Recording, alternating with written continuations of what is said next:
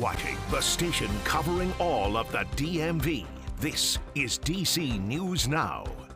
Good morning. Your time right now is coming up on 6 o'clock on a Friday morning. We're starting you off with a live look from Baltimore. You can see this is right near where the Key Bridge collapsed. The efforts are underway to clear that area. They're actually on hold right now just because of the hazardous conditions. But as you can see, the road is still closed out there. So we'll have much more on that coming up in just a minute. But first, thanks for starting your Friday with us here on DC News Now. I'm Tanaya Wright. And good morning. I'm Shanika Grimshaw filling in for Corey James this morning. We have Yamarie. She is going to track your commute. And Jackie, we're heading into the weekend. What are we expecting? I know. Everyone wants to know what the forecast is going to be for the holiday weekend. Yes, it's Easter. I can't believe it's Easter already. I know. Where did time move by? It seems so early this year with it being in March, but it happens from time to time. But anyway, we're looking at a chance for some showers this weekend. Not a washout by any means, though. Satellite and radar out there this morning. A few sprinkles, mainly across parts of the Commonwealth, but those are continuing to fizzle out. So we'll see those drier conditions persisting through the day today. Those current temperatures before you step out the door, 30s and 40s to start off your Friday morning commute. And we'll see those mainly clear to partly cloudy skies out there today. But you'll notice the wind gusts later on today, at least 35 miles per hour for parts of the region, developing into the afternoon before those peel back later on tonight for any of your Friday night plans. But like I mentioned, we'll eventually notice the sunshine, high temperatures today into the upper 50s to low to mid 60s. But more details on that Easter weekend forecast coming up. Yamarie is back with a look at those roadways. What are you seeing right now? Yeah, good morning. So we're starting over in Prince George's County. As you can see on 295, there is some congestion in that area, but it's not causing too many delays. And then maneuvering over further down 295 and the Kenworth Avenue area, there is some congestion on that side as well. But taking a look on the entire outer loop right now, as I mentioned, congestion on that 295 area, but green everywhere else. You should be good to go for your traffic this morning. Thank you, Yamarie. New this morning, a popular D.C. rapper killed in an armed robbery at a dispensary in Northwest. Yeah, now police are searching for two suspects caught on surveillance camera. We have DC News Now's Liberty Zabala. She's live in Northwest with how the community is reacting. Good morning, Liberty.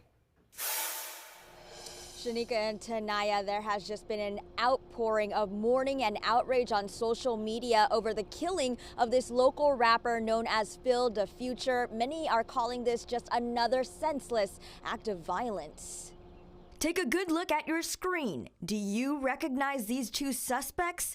Metropolitan Police say the two entered the Hotbox Uptown Dispensary on Georgia Avenue Northwest Wednesday afternoon. The suspects demanded property and money. They say the victims complied, but officers say during the robbery, one of the suspects fired a shot hitting one of the victims. That victim identified as 41-year-old Philip Prendergast of Silver Spring, Maryland, also known as local rapper Phil the Future. Police say he was rushed to the hospital where he later died, and the suspects took the property and money, then fled the scene. And Metropolitan Police Department here is now offering a $25,000 reward for any information that can lead to an arrest. For now, live here in Northwest DC, Liberty Zabala, DC News Now. Thank you, Liberty. Well, in Prince George's County, one person suspected of robbing a GameStop is recovering in the hospital after police shot him. Police say this happened in the parking lot of a store on Silver Hill Road in District Heights yesterday. Police say they were following three suspects in a carjacked car. They say that is when the suspect went into the GameStop. Police say the suspects were behind the counter and ran outside when they saw the officers. One officer then fired his gun, hitting the suspect in the leg. They can be mental. It's traumatic. So this is not some non-violent offense. When you're producing weapons and taking property from hard-working residents, hard-working citizens of our county. The second suspect was arrested on the scene. A third suspect took off in the carjacked car, but was arrested in D.C. Police say two guns were found in the parking lot. And the coyote responsible for attacking two women in Montgomery County is now dead. It was shot and killed yesterday. The attacks happened about 6 hours apart in Burtonsville. In the first one, the coyote attacked a woman near Watershed Park. She was taken to the hospital. In the second, the woman reportedly fought the animal off and stabbed it. The coyote is now going to be tested for rabies. All right, 6:04, cranes working overnight to clear debris from the I-695 bridge collapse. Behind me now, that's a live view of the scene in Baltimore this morning. Crews still working to figure out how they can cut the bridge into small pieces so those cranes can lift them safely. Now, the U.S. Department of Transportation sent Maryland $60 million in emergency relief funding. Senator Chris Van Hollen saying the Army Corps of Engineers will cover the full cost of clearing the channel.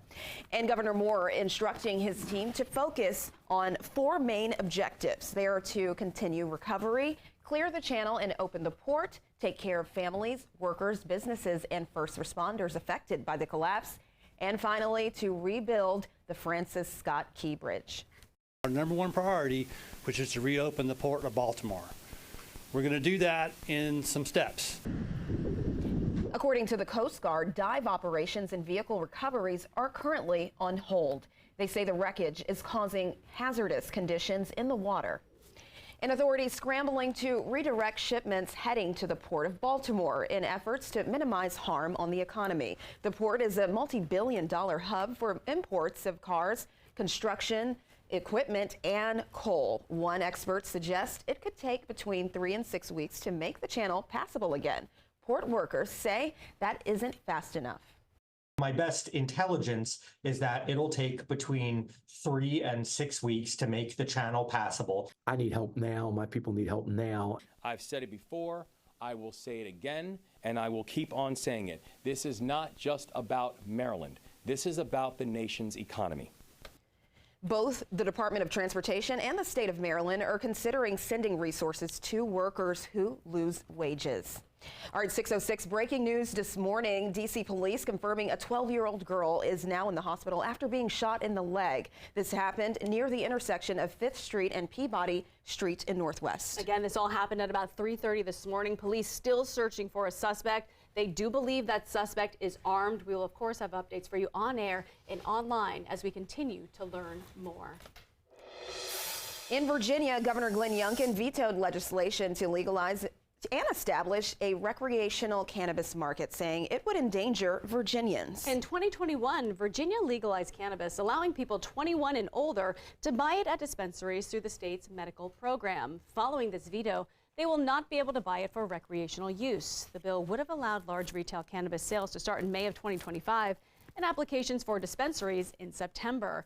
In a statement, Governor Youngkin said in part, quote, states following this path have seen adverse effects on children's and adolescents' health and safety, increased gang activity, and violent crime. A group that pushes for legalization and helps those impacted by prohibition says having an unregulated black market creates a more dangerous environment in Virginia.